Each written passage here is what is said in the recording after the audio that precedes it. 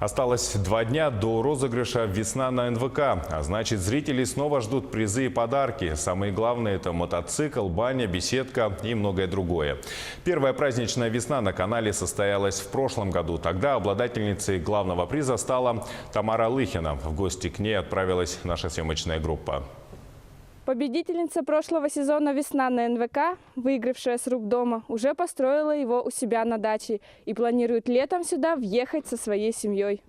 Ровно год назад Тамара Лыхина пошла со своей дочерью на мероприятие «Весна» на НВК. Отстояв длинную очередь, ей достался один из последних браслетов. Вечером, когда после праздничного концерта они вернулись домой, ей позвонили. Я уже про это забыла. Вечером уже 7-8, наверное, или 6-7 звонок. Ну, там просто же имя писали. Звонят: вы Тамара? Я Тамара. Мы с НВК «Саха». Вы, говорит, суперприз. Я говорю, не может быть. Мне аж плохо стало, потому что как-то 1 апреля, думаю, может, розыгрыш. Действительно. Потом нет, правда. Тамара – жительница Якутска, работает дворником в детском саду. В свою победу долго не могла поверить. В лотереях и розыгрышах никогда не выигрывала. Хотя накануне «Весны» на НВК увидела необычный сон, поэтому и решила участвовать в розыгрыше. На даче место есть, мечтали о доме, но чтобы так повезло, не думала даже.